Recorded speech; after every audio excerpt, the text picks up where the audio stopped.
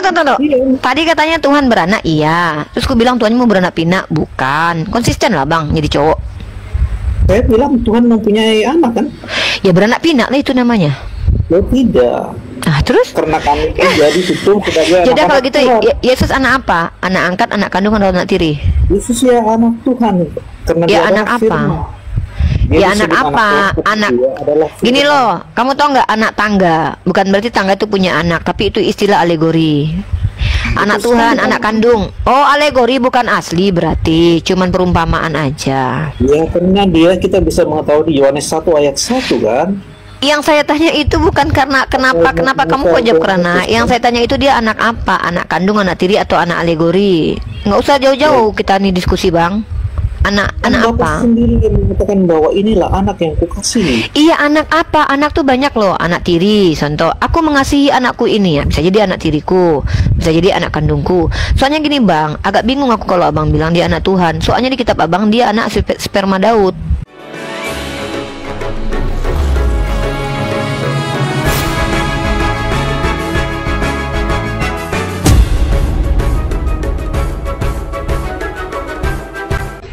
Ya tidak Dia mungkin Daud kan hidup berapa ribu tahun sebelum Bunda Sperma Maria. dia tuh kan Daud itu punya sperma. Lahirlah anaknya, anak keturunan Daud itulah kan dia punya sisilah. Matius dia punya sisilah, Lukas dia punya sisilah sampai ke Daud. Artinya nenek moyangnya Daud. Artinya dia bukan anak Tuhan tapi anak manusia. Kalau silsilah menurut hukum orang Yahudi, iya, tapi kan kita tahu bahwa Tunggu. Dari suku Yahudi itu ya ada genealogi. Yang namanya suku Yahudi itu pakai genealogi asli, yaitu hubungan biologis. Nggak ada istilahnya hukum-hukuman doang. Emang kamu pikir apa? Genealogi itu hasil hubungan badan. Kita tahu daripada silsilah Tuhan Yesus, satu melalui hukum orang Yahudi, satu melalai kerajaan. Apa sih ini? Emang hukum orang Yahudi itu anak tiri bisa jadi anak kandung gitu? Ada perbedaan di Lukas dan Matius silsilahnya. Enggak gitu bang, kalau ngomong tuh kita tuh nyambung dong. Kamu tahu nggak yang saya tanyakan tadi? Yesus itu anak apa? Anak kandung, anak tiri, atau anak pungut? Atau anak alegori, kayak anak tangga? Karena dia adalah permulaan. Iya, anak apa? Astagfirullah, bang. Yesus kan anak Allah. Anak apa? Anak kandung, anak tiri, anak pungut, anak angkat, anak HRAM, jadah misalnya. Anak apa? Yesus itu bukan manusia yang biasa yang seperti kamu gambarkan itu. Iya, nggak apa-apa. Dia mau manusia luar biasa, kayak mau titan, kayak mau siluman, kayak nggak peduli saya. Yang saya tanya tuh dia anak apa dari Tuhanmu itu? Bapak itu kan, Bapak punya. Nah, jadi Anda tidak bisa ini samakan dong. Sebenarnya tunggu. Sebenarnya ini yang punya anak tuh Roh Kudus atau Bapak? Saya bingung nih. Atau anak perkawinan Bapak dan Roh Kudus, kayak Luga bilang. Ini kalau kamu bilang itu anak kandung atau apa, itu kan yang memiliki orang tua kan? Yang ketika mereka Yesus punya orang tua nggak? Yesus punya orang tua. Melakukan hubungan suami istri baru punya anak, itu baru Anda bisa sebut yang seperti gitu. Ya kalau kan? Yesus tidak begitu. Anak kandung kah, anak apakah itu? Iya. Perbedaan Yesus apa? Yesus itu dikandung oleh dari Roh Kudus. Oleh atau dari ini? Aduh, bang, oleh atau dari? Oleh itu beda. Oleh dari beda. Dikandung oleh artinya Roh Kudus mengandung. Bang, bahasa Indonesianya belajar dulu deh. Aku bingung nih, nggak ngerti. Yesus itu anak dari Roh Kudus atau anak yang dikandung sama Roh Kudus atau Roh Kudus yang menghamili? Aku nggak ngerti. Coba jelasin gimana. Saya jelaskan kamu ya. Ketika kita berbicara tentang manusia, kita bicara tentang anak kandung atau anak keponakan atau apalah itu ketika orang melakukan sebagai seorang suami istri menikah dan mereka bersama dan mereka melahirkan anak, itu bisa menjadi seperti itu. Tetapi dalam kasusnya Tuhan Yesus itu berbeda. Apa perbedaannya? Dia dikandung dari Roh Kudus dan ketika dia lahir itu bundanya tetap perawan. Bagaimana kita mau menjelaskan itu? Dia waktu melahirkan masih tetap perawan. Jadi dia nggak keluar dari vagina gitu. Dia keluar daripada vagina tapi tidak merusak apa-apa. Dari mana kamu tahu? Emang kamu lihat? Ada dalilnya itu. Kalau vaginanya Bunda Maria nggak rusak sama sekali waktu Yesus keluar gitu. Makanya disebut perawan Maria. Iya, jadi waktu dia keluar itu dia tetap perawan gitu. Nggak keluar. Jadi dia nembus dinding vagina gitu. Nggak lewat celah sempit gitu dan tidak terbuka gitu, cuman jurur keluar gitu. Atau dia Ya, kembali bagaimana lagi kamu gitu? menjelaskan Tunggu, tiba-tiba kamu tahu mengandung? dari mana itu? Enggak, kamu tahu dari mana itu informasi kalau Bunda Maria setelah karena melahirkan dari- Yesus tetap perawan? Dari mana tahu? Ya, itu tulis di dalam Alkitab kan? Di mana itu? Di mana tertulis? Seorang Yang aku perawan. tahu, dengar, yang aku tahu di dalam kitab kamu itu Yesus itu anak dari Yusuf, anak Yusuf. Yang kedua, dia adalah anak hasil sperma Daud. Gitu. Ya, kita bisa Nah, itu yang mengatakan dalam kitab begitu, kamu. tapi kita tahu Raja Daud itu hidupnya tahun berapa? Iya, sperma Daud itu bukan berarti Daudnya yang punya sperma itu jadi Yesus, bukan. Tapi Daud punya sperma, punya keturunan, punya keturunan, punya keturunan. Makanya dia punya silsilah. Yang bener yang mana nih? Kitab kamu aku bingung deh. Anak manusia atau anak Iya. Tuhan nih? Memang dia anak Tuhan. Anak apa Tuhan? Anak kandung, anak tiri, atau anak angkat, atau anak pungut? Nggak bisa kita samakan dengan manusia. Kalau kita sama Ya manusia, ampun, tetap- Bang, diskusi itu tuh jangan mencela-mencela. Kan saya tanya nih, dia anak Tuhan, anak apa? Anak kandung, anak tiri, atau anak angkat? Anak apa? bukan salah saya, Pak, Bu. Ini kan di dalam Alkitab bahwa dia Enggak, dikandung. saya dia- tuh tanya, bukan Bang, ini nggak ada kaitannya dengan doktrin. Saya pengen tahu nih, anak apa? Ini Anak, tertulis. ya makanya tertulisnya anak apa? Anak kandung, anak tiri, atau anak angkat? Kita tidak bisa bicara begitu karena dia. Ya sudah, kalau kelahirannya begitu berbeda. bilang saya nggak tahu gitu. Apa sulitnya sih menjawab gitu? Aduh. Nggak tahu, tapi kita nggak Ya bisa kalau tahu bicara aja begitu. apa jawabannya? Kok nggak bisa bicara? Saya tanya, kan Tapi anak nih. kelahirannya kan berbeda. Loh, kelahirannya kan berbeda, tapi menurut Anda, masalahnya di kitab Anda, menurut Lukas pasal 3 nomor nih, Lukas 3:23 nih, dia dikatakan anak Yusuf. Anda bilang dia bukan anak Yusuf. Siapa bilang dia anak orang kok? Anda nih kok ngaco nih. Ini baca kitab Anda nih, dia punya silsilah kok. Nih, silsilah Yesus, no. Silsilah Yesus. Siapa di sini dikatakan bapaknya Yesus? Ini nih. Nih, siapa? Ketika Yesus memulai pekerjaannya, ia berumur kira-kira 30 tahun. Dan menurut anggapan orang, nih orang yang bersaksi loh tentang dia loh. Dia adalah anak Yusuf. Nggak ada di sini anak angkat, anak tiri. Berarti ini anak kandung. Ia adalah Ya, anak Yusuf. Nih Yusuf nih bapak apa? Bapak angkat, bapak tiri, atau bapak kandung? Ya itu kan sudah anggapan orang kan, itu kan. Anggapan orang ini benar atau salah? Anggapan orang ini benar atau salah? Ya kalau Benar atau salah? secara betul-betul ya benar. Ya udah, berarti dia anak kandung Yusuf. Berarti bukan anak Tuhan. Hasil sperma dong kalau benar. Bukan dong. Karena di situ Kok nggak konsisten ada- nih orang-orang? Bentar, kamu Ya. tadi bilang ini. Kamu saya ingatkan lagi nih. Kamu bilang apa tadi? Menurut anggapan orang, dia adalah anak Yusuf. Lalu kamu bilang, saya tanya, anggapan orang bahwa dia anak Yusuf itu benar atau salah? Benar kata kamu. Berarti dia anak kandung Yusuf, karena itu kebenaran. Berarti dia anak manusia, bukan anak dari Tuhan. Gimana sih, Dek? Bukan, karena ketika Santo Yosef itu mau menceraikan Bunda Maria, seorang malaikat. Kok menceraikan? Emang dia udah nikah? Berarti nggak perawan dong. Waduh, udah punya Mereka suami. kan tunangan. Coba dengar dulu, Tunangan mereka kok kan cerai? tunangan. Dek, gimana nih? Tunangan itu nggak perlu cerai, Bunda Dek. kan hamil. Bunda Maria kan hamil. Dek, bercerai itu untuk orang yang sudah menikah. Tadi kamu bilang dia mau menceraikan. Berarti dia udah nikah. Katanya masih perawan. Dari mana kamu tahu dia perawan? Orang suami istri kok. Apa kamu lihat dia tidur malam berdua? Di zaman bangsa Yahudi kah atau bicara di luar bumi? Ya mau zaman itulah, zaman itu. Zaman itu kalau bertunangan emang kalau pisah cerai namanya. Itu sudah dianggap sah, bisa Oh bersama-sama. jadi kalau sudah bertunangan di Yahudi itu boleh kawin, boleh berdua gitu. Aduh, mama ini datanya mana datanya coba. Kalau di Yahudi sudah bertunangan boleh sah, itu udah suami istri namanya. Ayo cepat datang, mana datang? Sejarah bangsa Yahudi. Enggak, data. Mana data? Carilah. Ngaku ini gimana ini? Bentar. Kamu lihat nih, tunggu, bentar nih. Saya tuh kalau dari tadi tuh bicara pakai data, kamu bicara nggak tahu saya pakai apa.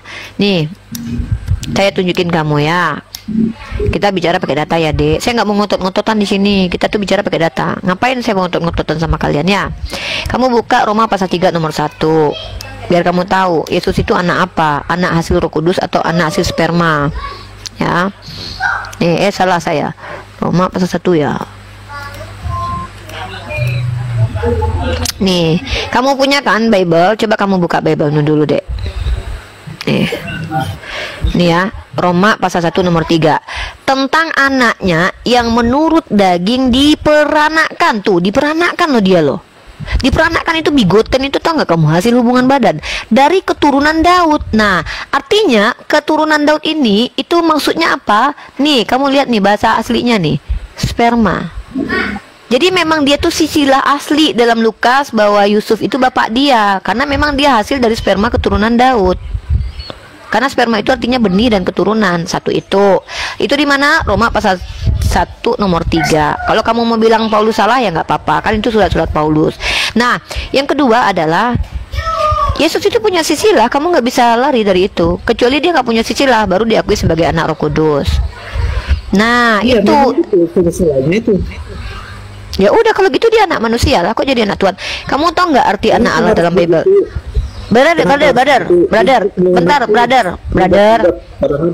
Brother, anak Allah itu bukan Allah. Anak Allah itu artinya orang-orang yang membawa damai, hamba-hamba Tuhan. Nih, anak Allah itu bukan cuma Yesus. Yesus jangan gegeran kalian kalau Yesus sendiri anak Allah, enggak. Nih, kamu lihat ya, anak Allah itu banyak. Ya, kalau kamu lihat dalam kitab Kejadian ya, nih, Kejadian pasal ke-6 nomor 2, maka anak-anak Theos. Jadi istilah untuk anak-anak Theos itu dipakai untuk siapa? Untuk makhluk-makhluk Tuhan. Maka anak-anak Theos melihat bahwa anak-anak perempuan manusia itu cantik-cantik, lalu mereka mengambil istri. Nah, yang kedua, pada waktu itu orang-orang raksasa ada di bumi, dan juga pada waktu sesudahnya ketika anak-anak Allah lagi. Jadi bukan cuma Yesus anak-anak Allah. Nah, kemudian siapakah anak Allah? Dialah yang membawa damai. Nah, apakah Yesus anak Allah artinya dia Allah? Nggak ada. Coba kamu cari tahu dalam kitabmu, ada tidak anak Allah itu sama dengan Allah? Makanya saya bingung. Makanya saya tanya, Yesus sebagai anak Allah itu maksudnya apa, adikku? Apakah anak kandung atau apa? Silakan. Oke, kita harus teliti ya. Yohanes 1 ayat 1. Pada mulanya adalah firman. Firman itu bersama-sama dengan Allah, dan firman adalah Allah. Saya ulangi lagi, dan firman adalah Allah. Dan ketika kamu melihat di kitab Kejadian 1 ayat 3, berfirmanlah Allah, dan Yesus Kristus sendiri berkata, aku adalah permulaan ada di hadiratmu. Dan berarti Rasul Paulus juga mengatakan bahwa dia adalah permulaan dari segala sesuatu yang diciptakan. Kenapa? Karena Yohanes juga mengkonfirm bahwa dia itu adalah firman dari Allah Tritunggal, Allah yang memiliki firman dan memiliki roh yang di dalam kekekalannya, yang bisa dibuktikan di kitab Kejadian 1, 2, dan 3. Jadi Kristen itu sangat lengkap dan teliti terperinci. Udah. Oke. Nah, Bible itu firman Tuhan bukan? Bible itu adalah wahyu atau firman Tuhan yang melalui para saksi-saksi. Nah, berarti Bible itu juga Allah berarti. Banyak dong Allah. Yesus Allah, Bible Allah. Berfirmanlah Allah, jadilah terang Allah. Berfirmanlah Allah, jadilah bumi. Ternyata Allah, karena firman itu adalah Allah, kan? Beda dong. Oh, bedanya apa? Yang ditulis itu kan beda. Bedanya apa? Sama-sama firman bukan? Tapi katanya firman itu adalah Allah. Gimana sih, nggak konsisten banget deh. Katanya firman itu adalah Allah. Sekarang ketika firman itu diwahyukan bukan Allah. Brother, kamu gini, brother gini ya. Pak, kan kamu bilang tadi begini. Pada mulanya firman bersama Allah, dan firman adalah Allah. Saya tanya sama kamu, kalau firman itu adalah Allah, apakah Bible itu adalah firman? Bible itu adalah pewahyuan sang. Oh, berarti bukan firman ya? Bukan firman berarti. Manusia. Ya, berarti Bible itu bukan untuk manusia, bukan firman. Pewahyuan. Ya, bukan firman. Tinggal jawab bukan firman kok, biar jujur-jujuran kita diskusi di sini. Firman atau enggak? Ada isinya. Ya udah, berarti bukan firman. Ya udah, bukan firman. Ya udah bukan firman ya. Gimana sih, ini yang bener dong. Nggak jelas nih abang-abang nih cowok kok nggak konsisten. Saya tanya, Bible itu firman Tuhan atau enggak? Firman enggak? Pewahyuan tentang firman. Oh, berarti bukan firman ya? Konfirmasi dulu nih, bukan firman nih. Pewahyuan firman kan? Ya udah, kalau begitu pewahyuan firman itu adalah Allah. Kalau gitu Bible adalah Allah. Berarti Allahmu banyak. Beda dong. Loh, firman itu Allah bukan? Sang Bapa itu yang memiliki firman. No. Saya nggak tanya siapa yang pemilik firman. Yang coba pertanyaan saya coba ulangi. Apakah Bible itu adalah firman? Nah, jawaban kamu apa? Saya mengatakan itu adalah pewahyuan. Bukan firman berarti ya. Apa beda pewahyuan dengan firman? Apa bedanya? Beda dong. Ya, apa bedanya? Kan itu kan ditulis. Ya, ditulis. Terus kalau firman apa? Firman itu logos atau kekuatan atau hikmat Allah. Oke. Contohnya seperti firman menjadi manusia. Ya, berarti semua terjemahan di Bible itu salah ya? Nih. Bagaimana salah? Iya salah dong, karena ada firman yang diletakkan di mulut para nabi. Berarti itu Allah atau bukan? Ini kan ditulis. Lah di mulut para nabi juga ada firman tuh. Oh, Musa kan diperintahkan untuk menulis, makanya akhirnya. Enggak, saya lagi nggak bahas yang tertulis loh. Kalau yang tertulis kan kamu bilang itu berbeda dengan Yesus. Ya udah saya terima, kan saya nggak maksa kamu dong. Sekarang saya tanya, firman yang di mulut para nabi itu Yesus atau bukan? Berarti Yesus lagi nongkrong di mulut-mulut para nabi gitu atau gimana? Tentu aja. Perjanjian lama. Kejadian pasal 9 nomor 8. Berfirmanlah Allah kepada Nuh. Di sini ditulis berfirman loh, bukan pewahyuan loh. Kamu kan tadi bilang yang disampaikan kepada nabi-nabi itu pewahyuan. Kamu lihat dong, Kejadian pasal 9 nomor 8. Berfirmanlah Allah kepada Nuh. Firman ini kan Allah, berarti beralahlah Allah kepada Nuh. Berarti yang keluar dari mulut Allah kan Allah. Allah itu diberikan kepada Nuh. Jadi Nuh mengambil Allah, mendapatkan Allah gitu. Ibu ini gimana sih? Lupa gak baca? Tadi kamu bilang ini saya nih lagi baca terjemahan kitab mulu. Katanya firman itu semua adalah Allah nih. Nih loh. Ya, lupa, nih. Enggak lupa. Iya, tapi ini kan ini kan belum jadi manusia kan firman itu kan. Nah, waktu firman itu belum jadi manusia, berarti kan Allah. Firman itu kan Allah. Nih kan? Nih, berfirmanlah Allah kepada Nuh. Ini kan firman nih. Firman enggak ini? Nah, si berfirman ini, berfirmanlah Allah artinya ada firman. Berarti ini Yesus, ini Allah berarti. Allah itu diberikan kepada Nuh. Ya tentu beda Bapak dengan firman. Makanya kenapa di sini firman tulisannya? Apa bedanya firman yang dalam kitab Kejadian ini dengan firman dalam Yohanes, bedanya apa? Kenapa ditulis firman? Lalu yang nanya, saya nggak nanya Tritunggal, brother. Saya lagi nggak nanya Tritunggal. Saya lagi nggak nanya Tritunggal, brother. Saya lagi nggak nanya Tritunggal, adikku yang ganteng. Uni nggak nanya Tritunggal, Uni tanya firman di sini. Di sini di terjemahan kitab kamu tertulisnya tuh berfirman. Setelah selesai berfirman kepada Abraham, nah firman ini kan Allah. Berarti setelah selesai beralah kepada Abraham, kan firman adalah Allah kan? Tadi kan kamu bilang begitu. Ya kan? Firman itu pribadi yang berbeda, Bu. Iya, ini setelah firman itu kan Allah. Ketika Tuhan berfirman, ada yang keluar kan? Benar nggak? Berarti itu kan Allah, maka kan beralah lah. Ya memang kan memang iya kan, kita nggak lagi bahas pribadinya sama atau nggak. Firman itu Allah bukan? Firman itu Allah bukan? Ya, tentu aja. Nah, Allah. Firman Allah nggak? Allah. Nah, berarti yang keluar dari Allah ini adalah Allah yang diberikan kepada Abraham dan Nuh, karena waktu itu Allah berfirman. Yang keluar daripada itu adalah firman Allah. Iya, firman Allah itu Allah nggak? Allah yang Maha Kuasa dengan tunggu. Yang keluar firman tunggu. Firman Allah adalah Allah. Ketika Allah berfirman keluar dari Allah, maka itu bukan Allah. Tapi katanya firman Allah adalah Allah. Ini gimana nih orang Kristen ini? Ya Allah, ya Allah, ya Allah, ya Allah. Itu mengatakan bahwa Yesus Kristus itu adalah Tuhan karena Dia. Enggak, kita lagi nggak bahas. Saya lagi nggak bahas. Nggak ada di sini Yesus. Sorry, nggak ada Yesus. Saya lagi nggak bahas Yesus. Saya lagi bahas firman. Firman itu adalah Allah. Kan kamu bilang iya. Saya benarkan nih. Saya nggak marah, nggak debat kamu.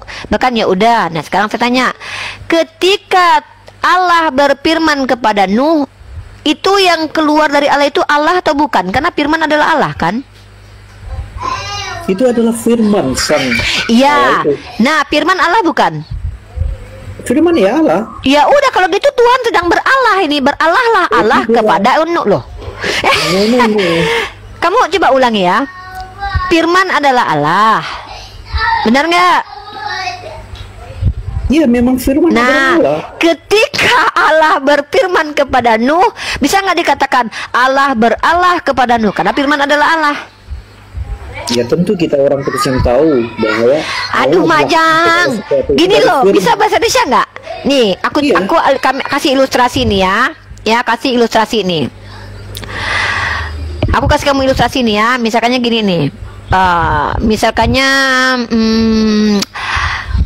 apa yang keluar dari kuping saya adalah air. Ya.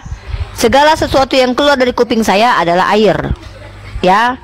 Nah, kemudian ada benda keluar dari kuping saya. Maka bisa dikatakan bahwa kuping saya berair nggak? Segala sesuatu benda yang ada di kuping saya itu adalah air. Maka kuping saya dikatakan berair. Boleh nggak begitu? Paham nggak? Bisa nggak? Ngerti nggak? Aduh, saya sudah turunkan level nih loh.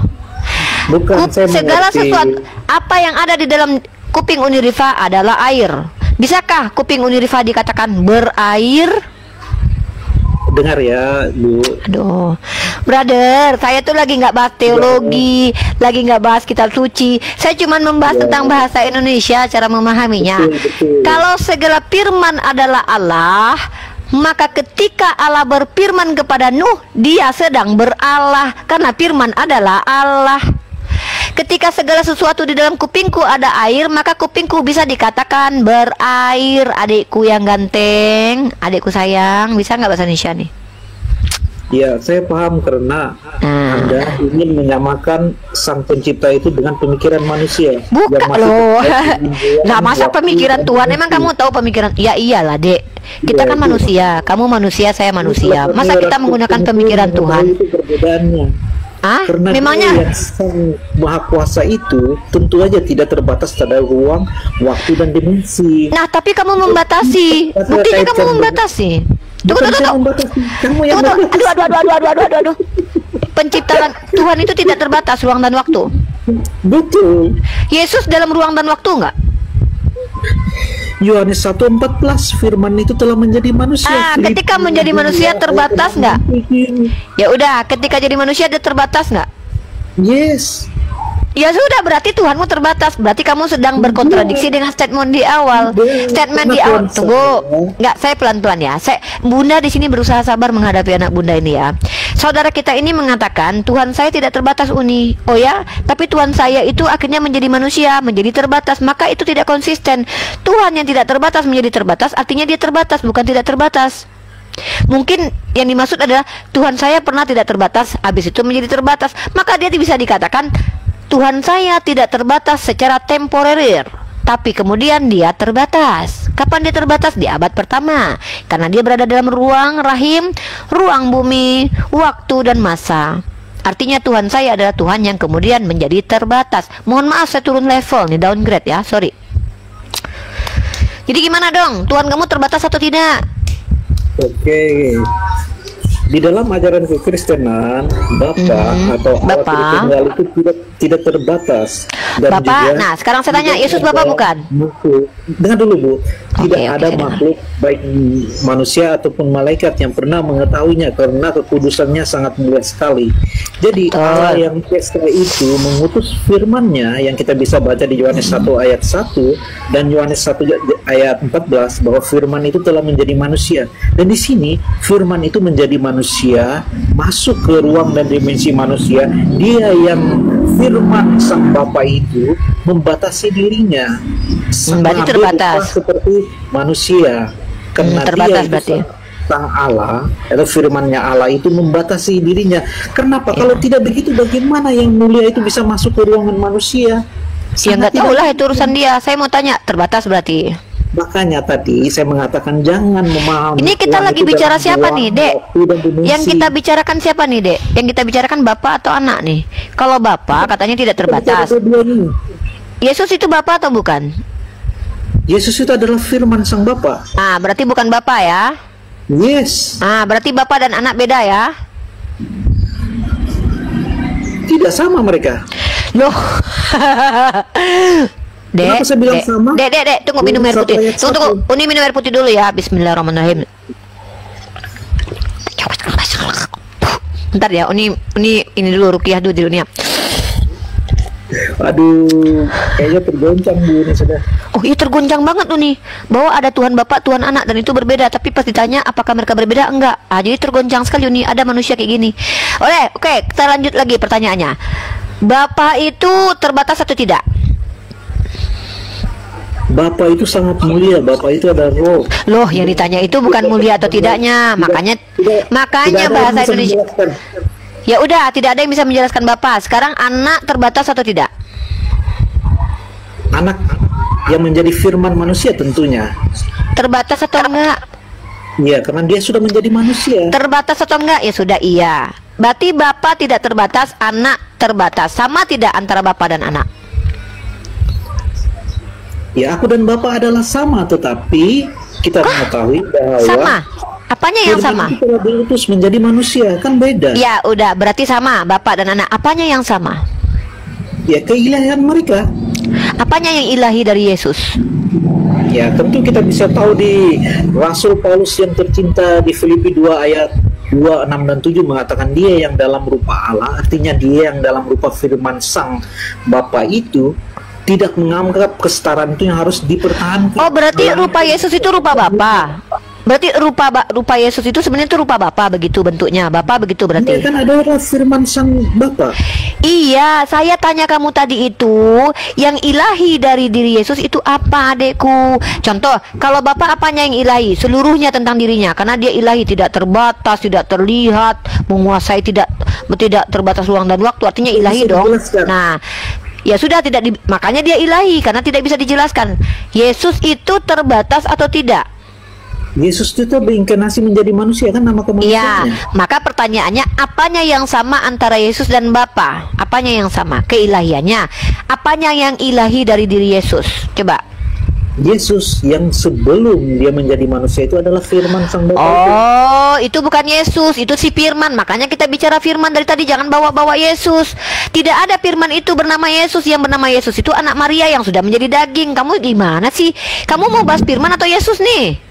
Makanya dijelaskan sama Santo Yohanes. Bentar dulu, kita lagi bicara tentang Yesus atau firman nih? Bingung saya nih. Saya bicara tentang firman, kamu aja bicara Yesus. Pas saya bicara Yesus, kamu aja saya bicara firman. Pas saya bicara firman, kamu aja bicara Bapa. Iya, Yesus itu kan firman jadi manusia. Saya tanya yang firman yang belum jadi manusia tadi. Aduh, Makjang adekku, kalau Yesus ada firmannya jadi manusia, berarti dia terbatas. Nah, pertanyaannya, Yesus yang jadi manusia ini apanya yang ilahi? Kamu bilang firman itu sebelum dia jadi manusia dia ilahi. Ya udah, kita bicara tentang si firman aja dulu. Nah, sekarang pertanyaannya, firman itu kan banyak dalam Bible. Ada firman yang diberikan kepada Nuh, ada firman yang diberikan kepada Abraham, ada firman yang berfirmanlah Tuhan, berfirmanlah Tuhan. Nah, itu Allah nggak semua itu? Itu adalah logosnya Allah. Iya, Allah enggak? Aduh, Makjang, yang bilang itu lenggo siapa? Kan logos artinya firman Allah. Itu Allah bukan, karena firman adalah Allah. Jadi ketika Allah berfirman, berfirman Allah jadilah terang, berfirman Allah jadilah bumi. Ah, firman tuh jedap keluar semua firmannya tuh. Nah, pertanyaannya tuh, keluar yang semua itu tuh Allah bukan? Ya tentu aja itu firman-Nya Sang Allah. Iya, pertanyaannya itu Allah bukan? Tentu dia Allah, firman-Nya Sang Allah. Nah, berarti banyak Allahmu. Berfirman Allah jadi bumi, Allah. Berfirman Allah jadi terang, Allah. Berfirman Allah kepada Daud, Allah. Berfirman Allah kepada Abraham, Allah. Ada firman yang menjadi daging, ada firman yang tidak menjadi daging. Masalahnya mereka semua Allah. Jadi firman Allah tuh banyak dulu. Nah, udah diam dulu. Ini mau menginjili orang-orang normal di bawah ya. Mohon maaf, kamu nanti lagi pembahasannya ya. Ya udah, kamu nanti diam. Kalau ditanyakan kepada umat Islam, bagaimana cara memahami ini? Sangatlah mudah, teman-teman. Bagaimana cara kita memahami ini? Yesus dikatakan firman Allah bukan berarti dia adalah Allah. Karena setiap nabi itu membawa firman Tuhan. Setiap nabi itu membawa firman Tuhan. Maka secara filosofi, nabi-nabi itu firman Tuhan. Maksudnya apa? Mereka menjalankan firman Tuhan. Nah, teman-teman kita Kristen memahami ini menggunakan pendekatan harfiah. Dia tidak lagi memahami itu seperti para filosof-filosof memahami himne-himne. Nah, ketika dikatakan pada mulanya firman bersama Allah, kalau ini dipahami secara tekstual, literal begitu, maka mereka harus menerima konsekuensi ternyata firman itu sebagai Allah banyak. Tapi kalau mereka katakan, ya cuman Yesus doang, Tidak ada Yesus di situ dalam Yohanes 1 ayat 1. Firman itu menjadi manusia. Kamu manusia, saya manusia, maka saya juga firman Tuhan. Tidak ada dikatakan firman menjadi anak manusia bernama Yesus, tapi dikatakan jadi manusia. Seluruh alam semesta tahu kalau engkau manusia, aku juga manusia. Maka kau firman juga, aku juga firman juga. Gitu.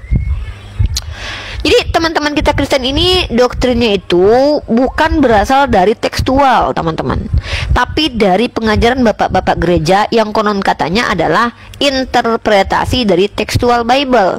Apakah itu mutlak benar? Ya belum tentu. Kita uji dulu kebenarannya. Namanya juga doktrin. Maka sama Uniriva ini bicara menggunakan kaidah ilmiah. Apa kaidah ilmiah? Linguistik, konsistensi. Kebenaran itu harus konsisten. Kalau nggak konsisten itu nggak kebenaran itu. Itu namanya kebotolan. Begitu. Ya silakan, mending adikku jangan menjelaskan Kristen, karena Uni dengar dari cara bicaranya tidak memahami aspek teologi ya, karena tidak menjelaskan menggunakan aspek teologi. Adikku bertanya saja di sini ya. Lebih baik adik bertanya saja. Silakan adikku. Saya bisa jelaskan di Ibrani 1 dan 2. Jangan jelaskan adikku, kecuali adikku adalah seorang ahli teologi. Pernah sekolah teologi sayang? Tidak pernah sih. Nah jangan ya. Masa Uni capek-capek belajar, adik menjelaskan tapi adik nggak pernah sekolah. Jangan ya.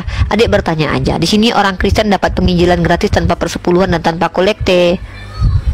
Tapi masalahnya salah yang apa yang ibu sampaikan. Ya menurut kamu salah, tapi menurut tekstual saya nggak salah. Nggak apa-apa, kamu beriman bahwa firman adalah Allah, silahkan aja, nggak masalah. Tapi saya mau kamu bertanya aja. Soalnya saya nggak butuh penjelasan dari kamu. Santo Yohanes. Gini loh, dekku. Kalau kamu bicara tentang 1 Yohanes, bisa nggak kamu membuktikan bahwa Yohanes pasal 1 ayat 1 sampai 14 itu ditulis oleh Yohanes murid Yesus? Bisa kamu buktikan ke saya secara ilmiah? Bisa, kalau gereja Katolik bisa membuktikan. Ya, buka datanya. Silakan. Gereja Katolik, silakan tunjukkan ke saya. Tulisannya murid Rasul Iya, buka data. Iya, data dong, Dek. Melawan kesesatan. Adik sayang, data. Iya, oh, itu data. Aduh. Kok Uni sih disuruh cari data? Kok Uni yang disuruh? Kan belum ada persiapan. Ya udah kalau gitu, makanya kalau ada yang nggak siap kan Uni nggak paksa adikku yang ganteng, sayang. Adikku yang aku cintai. Adik sayang. Adik cinta, adik sayang, adik ganteng. Uni kan nggak paksa adik menjelaskan. Adik cari dulu nanti datanya, baru kita ngobrol biar Uni terima ilmu dari adik. Tapi adik nggak belajar. Itu iya, adik Uni garuk nanti pusar adik. Dek mau nggak Uni cabut pusar adik ini, Uni tarik gini setel gitu. Dari tadi adik Uni kasih tahu nggak? Siapa itu Markus, siapa itu Markus? Iya, tapi kan Uni nggak tahu datanya, Dek sayang. Uni kan butuh datanya. Tentunya di dalam Alkitab kan kamu nggak tahu siapa itu Markus yang menulis Alkitab. Uni nggak tanya siapa Markus, Dek. Uni tanya. Di dalam Katolik, bisa tradisi Katolik menyatakan tuh muridnya Rasul Petrus. Kita tahunya itu dari mana? Dari Rasul Yohanes. Nggak nanya, deh. Uni nggak nanya, sayang. Udah, gini deh. Kalau kamu bicara tentang Katolik, ini saya tunjukkan sama kamu. Minimal kayak Uni deh. Uni pakai data. Nih, kamu Uni tunjukkan data ya. Kita ambil dari Katolik ya. Kamu kan Katolik ya? Benar? Kita ambil dari Katolik. Ensiklopedia Katolik atau apa namanya nih? Bukan Ensiklopedia Katolik. Ajaran resmi gereja KGK. Adek, kamu nggak minta tunjukkan data. Uni tunjukkan data, kamu pulang ngobrol. Ini gimana sih adekku sayang ini loh? Ini Catholic Identity nih. Catholic Identity. Ini adalah A Service of Brisbane Catholic Education. Ya. Nah, kamu bicara tentang penulis kitab tadi. Uni tanya, siapa penulis kitab Yohanes? Kamu bilang Santo Yohanes. Bisa nggak buktikan? Kamu nggak bisa buktikan. Sementara orang Katolik sendiri mengatakan bahwa tidak ada secara eksplisit, secara ilmiah dikatakan bahwa penulis kitab Yohanes adalah Yohanes. Nih, kamu lihat nih. Siapa penulis kitab Yohanes? Mana nih? Nih, kamu baca nih. Uni, kamu ambil deh situsnya. Kalau kamu nggak percaya, sekarang kamu uji sendiri lah. Capek-capek Uni nih. Ya, mohon maaf nih ya. Maaf nih udah pakai ini nggak ada petunjuk apa nih ya. Nih.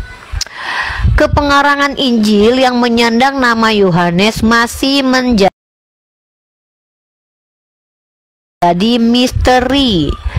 Irenaeus yang menulis pada akhir abad kedua mengidentifikasi Rasul Yohanes dengan penginjil Yohanes, dan yang lain berspekulasi bahwa Injil tersebut ditulis oleh murid-murid Rasul Yohanes. Tuh sayang, adik cantik, adik ganteng, adikku yang kucintai. Jadi dalam literasi Katolik Identity sendiri mengatakan bahwa penulis kitab Yohanes itu bukan Rasul Yohanes, tapi murid-murid Yohanes. Itu pun spekulasi, nggak jelas juga. Nah, adik Uni tanya, nama bukunya itu Adversus Heresy, melawan ajaran nanti lah tunjukkan kok. Nanti Uni lihat ke Uni nggak tahu nanti bukunya. Kalau perlu nanti Uni beli nanti bukunya. Kamu lihatkan dulu lah bukunya. Mana apa Uni, Dek? Kok hilang apa nih, Dek? Ditulis sekitar 180. Iya nantilah bukunya Uni, kalau kamu punya bukunya berarti kamu gini loh, cara Uni bisa membuktikan kamu itu belajar, kamu lihatkan datanya. Kalau kamu nggak lihat datanya berarti kamu nggak belajar. Kamu jangan nipu-nipu Uni lah. Masa kamu ganteng-ganteng ini, jangan. Uni duga spekulasi Uni kamu ganteng ya, spekulasi Uni ya, spekulasi loh ya, asumsi Uni kamu ganteng. Masa anak ganteng nipu-nipu mama-mama umur 38 tahun ini? Janganlah, jangan ditipu mama-mama yang manis kayak Uni ini loh, jangan. Apa kamu tega membohong-bohongi Uni yang manis begini dan tidak bisa kemanisan Uni yang tanpa debat ini? Janganlah gitu. Kita di sini sama-sama mengajari orang-orang aja gitu loh. Data yang paling penting. Ya, Dek sayang ya. Paham adik Uni yang ganteng? Gimana? Lanjut. Bentar Uni ganti akun dulu, bentar Dek.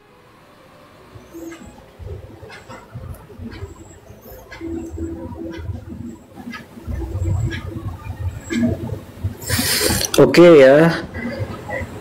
Tulisannya itu di Adversus Heresy bab 3, buku 3 bab 1 ayat 1. Di sini mana bukunya, Dek? Adek ganteng, adek ganteng. Mana itu Adversus Heresy?